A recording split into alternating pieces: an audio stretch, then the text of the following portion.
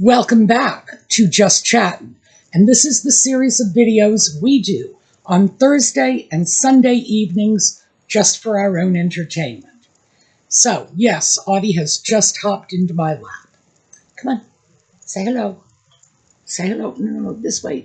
Camera is this way. Yeah. All right. Well, we are not ready for our close-up. For those of you who are looking for Audie news, it's been cold, so he doesn't want to go outside. So he's sort of hanging around the house. He was sleeping on my bed. I didn't think he was going to come out because, it's cold. I might open the door. I might expect him to leave. But the truth is, I'm all that much happier that he's staying indoors. He's getting to be a little older, and I don't want him traipsing the neighborhood with his bad attitude, because he is convinced he is the sheriff of this neighborhood. Everything that goes on out there, he's got to supervise. Anything he doesn't like, he's got to chase it away. But, as I say, he's getting a little old for that sort of nonsense. So I'm just as pleased that he's actually spending more time indoors. But, as you can see, he's just as emotionally needy as he's ever been. So, I'm going to have to go give him some cat treats or something so that we can have a cat-free video. I love him to death, but he is so distracting when he's crawling all over me. So, we'll break for the intro, and I will be right back. Yes, I'm going to get you something. Cat treats. Yum.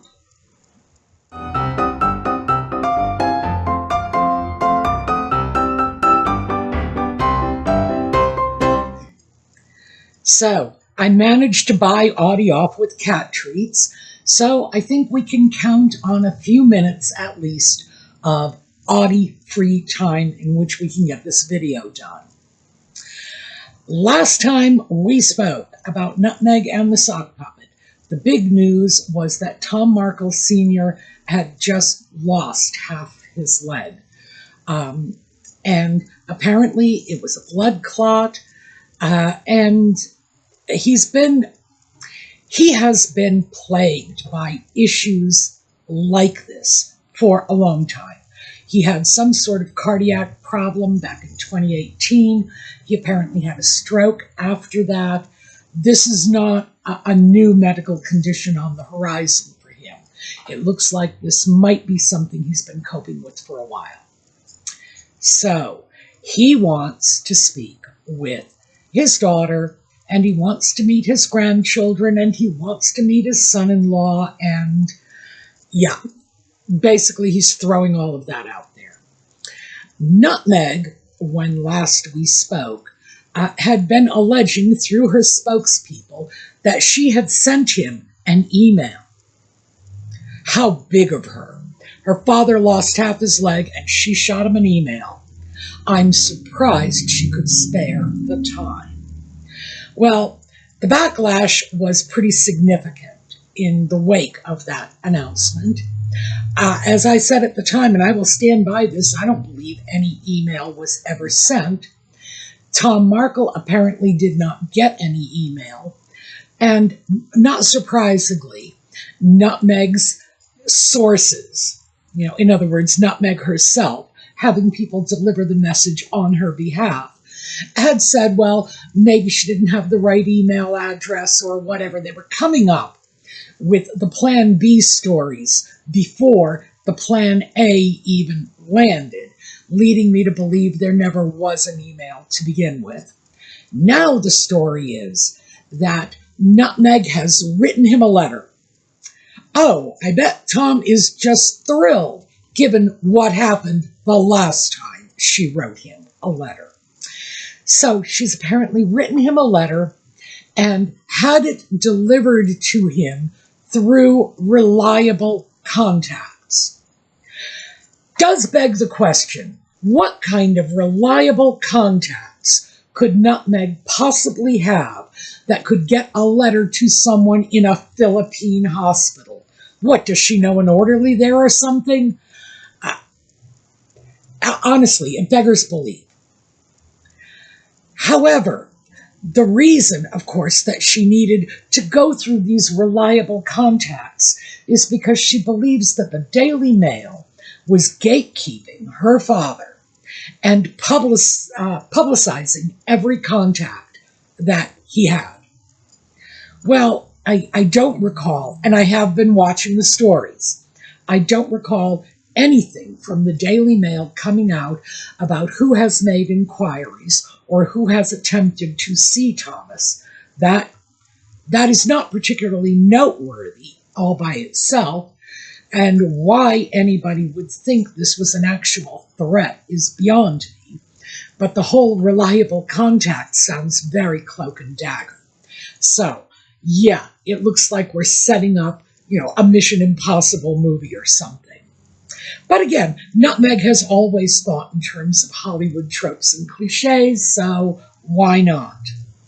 It seems the real issue, the point of concern, is that someone from the Daily Mail, a journalist, has been with Thomas since he first went into the hospital, and this is because it's a woman that he knows, and apparently they have some sort of friendship. Do I believe this is just an altruistic friendship that coincidentally happens to be with a journalist from the Daily Mail? No, of course not. More on that in a moment. But do I believe that someone is sitting by his bedside, hovering like a hungry spider to pounce on any possible news story? That's a bit much, too. So, Tom Markle believing that a Daily Mail reporter is his bestie. I got to tell you, and I've said this before, Tom Markle grew up in a small Pennsylvania town. It's just in Perry County. That's one county north of me, 30 miles away from where I live. So if there's one thing I know well, it's the people in this area and how their minds work. And around here, people are naive and trusting. The people they know, the people they socialize with today, are the people they socialized with in elementary school. The grandchildren of people their grandparents socialized with years ago. People don't move into this area. They move out of this area. So if you grow up in a town like this, and Tom did, you trust people because you've always known them. You haven't just always known them. You've always known them and known their entire families. So yeah, do I think it's possible that an enterprising individual with an agenda could latch on to Tom, and Tom end up saying, oh, we're just friends. They're here because they care? Of course I do, because we've seen it before. We saw this take place with that photographer from Coleman Rayner, the one who took all of those photographs of Tom that were staged in Mexico prior to the wedding with Nutmeg and the sock puppet. Blew up massively, giving Nutmeg the excuse she needed, and believe me, it was an excuse, to cut off relations with her father. And the reason I know it was an excuse is setting up pap shots is not only what Nutmeg had done for years before this happened, but she has been doing it in all of the intervening years since. The woman sets up pap shots herself. Why she should be upset because her father did it is beyond me. But again, I don't think her father did it. I think he was simply played by an ambitious photographer who set him up. Really, how would anybody even know where he was? He was in a little one-horse town in Mexico. So he was not on anyone's radar. And I did a video about that. I stand by everything I said there. I believe Nutmeg set her father up because she wanted an excuse to break ties with him. That simple. I also believe that Tom Markle was an unwitting victim. I do not think he had a clue what was going on, because I believe that any man from Newport, Pennsylvania is going to be a sitting duck for this sort of, duplicitous Hollywood-style machination. So, moving away from that, where does that leave us? Well, yeah, he has apparently a Daily Mail journalist at his bedside, waiting to report any developments. Nutmeg has somehow managed to get a letter to him. I suppose she hid it in a hollowed-out loaf of bread that she smuggled into the hospital, because certainly that's what she's making it sound like. Do we have any idea what she said in the letter? No. Do we have any prospect of hearing this? No. Because certainly Tom Markle got burned the last time he released the contents of her Dear Daddy letter, which, by the way, he only did because she had released selected excerpts that made the letter sound a lot more civil and cordial than it actually was. So, yeah. And again, I believe she wrote that letter with the intent of having it published. I believe that Dear Daddy letter was meant from the get-go for publication. Just going to throw that out there. And I've said this before, in the U.S., that copyright infringement suit she won in the UK would probably not have prevailed here, because here in the U.S., our copyright laws do not cover material that was always intended for publication, as I believe this letter was. So we've got this new letter coming out, because Nutmeg is not original. And frankly, she is a one-trick pony. This worked for her before, so hey, let's throw another letter out there and hope that somebody sneaks it into print, and then she'll get to sue them again. Well, once burned, twice shy. I think she's going to have to find another way to make money on this one. But again, we don't know what was said in the letter. Do I feel there's anything genuine going on here? Do I think there's much chance of Tom Sr. seeing his daughter or his putative grandchildren? I do not. I think that Nutmeg is just playing the public relations angle on this one. But I wrote him a letter. And she'll drag that out for a while. And then maybe she'll write him another letter. And probably hoping that nature will take its course before she actually has to do anything. Is she going to do anything? My money is on absolutely not. My money is on Tom Markle will go to his grave without seeing his daughter or the putative grandchildren. So, I'm saying this publicly. If I'm wrong, you can rub my nose in it later, but I do believe that's the direction this is moving in at this point. So, next up, we have a story about the sock puppet.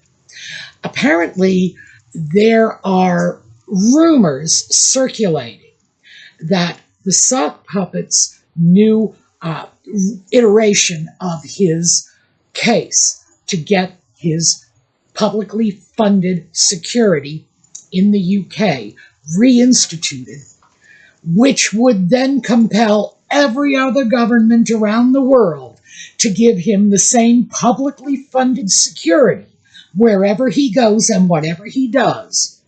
Make no mistake about that. If he wins in the UK, the US taxpayers will pay for it because he's living in our country now.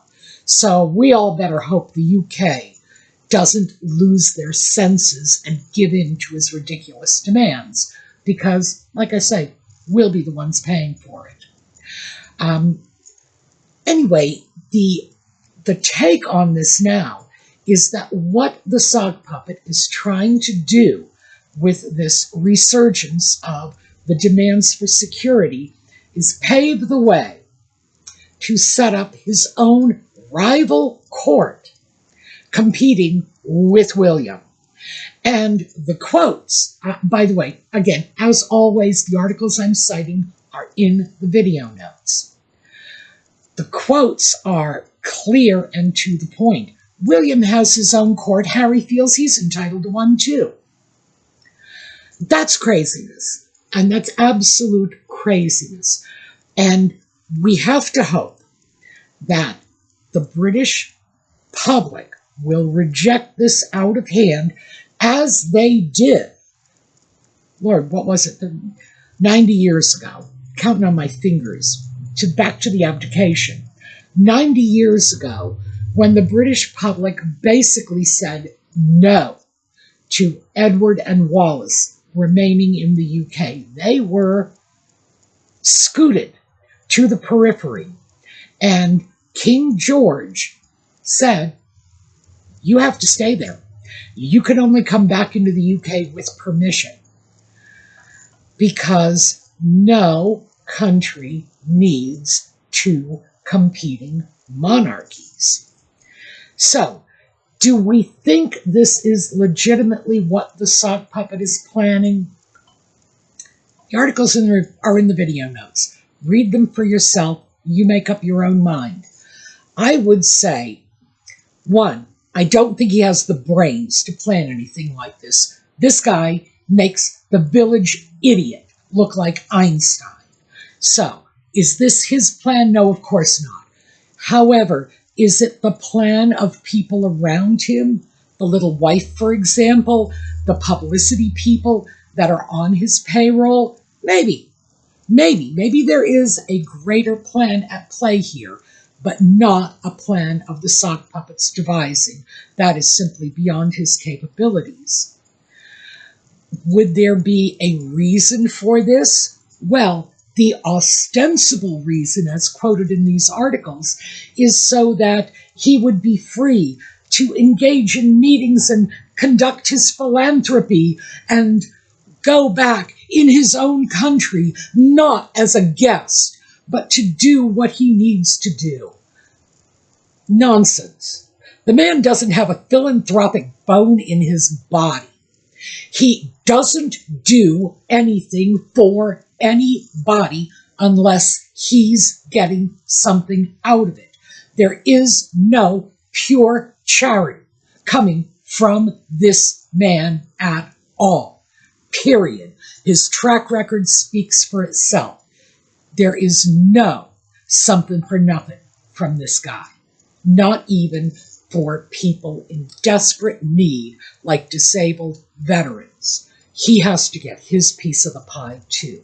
So do I believe he has any philanthropic motives in this? No.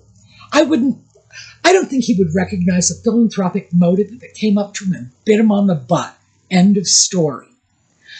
Why would he want to set up a rival court? Well, I think the threat of setting up a rival court might be useful in whatever it is he's hoping to negotiate out of the royal family, which I believe is some degree of re-enfolding him back into the royal family, because that's good for his brand. He can translate that into dollars and cents, publicity, this sense that he has, that he is somehow entitled to public acclaim. After all, he's a prince. He's actually absolutely nothing without his connection to the king, his father, the future king, his brother. Without those connections, he's nothing. He's nobody. No one would give him the time of day. So he needs those connections. Is this threat to set up a rival royal court a leverage tool that he can use in order to encourage them to give him some nominal acceptance, which he can then merchandise, not to put too fine a point on it, but sell?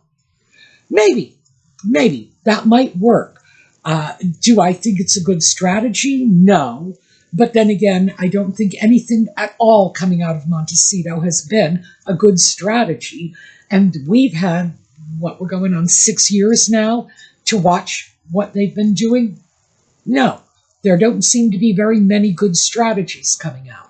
But do I think this might be the plan? Maybe.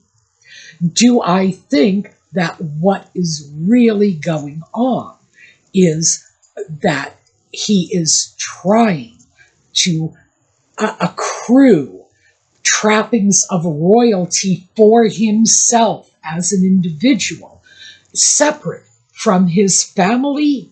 Yes, because that family connection is gone, and that family connection is not coming back anytime soon.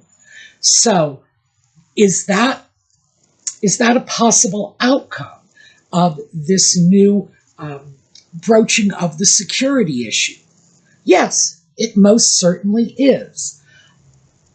Of course, if he can manage to get any degree of security at all, those are the bells and whistles that go with him to say, look, you're important. No, he isn't. He has no value whatsoever. His only value is his ability to maintain contact with the king, with William. Now, beyond that, nothing. So, is that what he's trying to do? And I would say, yeah, he's just trying to get the trappings of royalty so that he can bolster his own image, make himself more marketable, so that he can continue to live this fantasy life of people just, giving him money for nothing. Yeah, effing grifters, in the words of Bill Simmons. So I have to say, that seems more logical to me. But also, I do have to point out that these stories are all tracing back to Rob Shuter. And Rob Shuter has been a source of a lot of stories about Nutmeg and the sock puppet in recent months.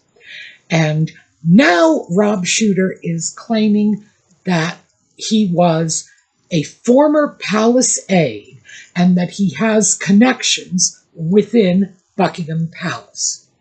Now, I've tried to find information independently on this guy, and I can't. So I am completely unable to verify any of these claims that he worked in Buckingham Palace at some point in the past, that he still has palace connections, that he still has legitimate sources, that when he attributes these quotes to sources, that the sources are real, and I can't do it. Just throwing that out there. Does that mean that it's all stuff and nonsense? Not necessarily. He might be exactly who and what he claims he is. I just can't verify that. I will say that I began checking out his stories online, and there were a number of stories that I eventually tracked down about events that had not yet taken place at the time he wrote the stories. So I have to say, I have my questions. Nevertheless, it's coming out from Rob Shuter and other respectable, well, it's 2025, almost 2026. Respectable journalists is kind of a relative term these days. But respectable journalists, respectable publications are quoting him. So I'm throwing this out. Take it for what you will. But that seems to be the gist of the narrative. Do I have a problem with this narrative? No, I don't. Because even if this is a completely fallacious narrative, even if the sock puppet has no desire whatsoever to set up a rival royal court to compete with his brother, I'm not sorry that a story like that is circulating, because it will serve to keep the palace, William, the people around William, Catherine, her children. It will keep them on their toes. And anything that keeps them on their toes and keeps them a little safer is okay with me, because the future of the British monarchy lies with William, with Catherine, with those darling little children, and consequently, any threat to them, to their status, to their good name in the public eyes, I would consider to be problematic. And if stories like this are encouraging people to take a closer look at what the sock puppet is doing, as far as I'm concerned, it's a win. So ultimately, do I believe this is what the sock puppet is up to? I don't know. Maybe. It doesn't sound unreasonable to me. But I would also say, as always, question the source. When you start getting information from unnamed sources, from people with vague claims of inside information, be very, very careful about what you pay attention to. So, that is what I have for you today. I am going to have to go and check on my bad kitty, make sure that he's not sulking in the other room, because I know he wanted to be here crawling all over me while I made the video. Poor little cat, going to have to get over it. We're going to take a look at a slideshow on the way out. Let's take a look at Prince Philip. We have not seen Prince Philip's slideshow in a while, and heaven knows I do miss him. All right. Thank you for being with us. I hope to see you all next time, and in the meanwhile, have a terrific day.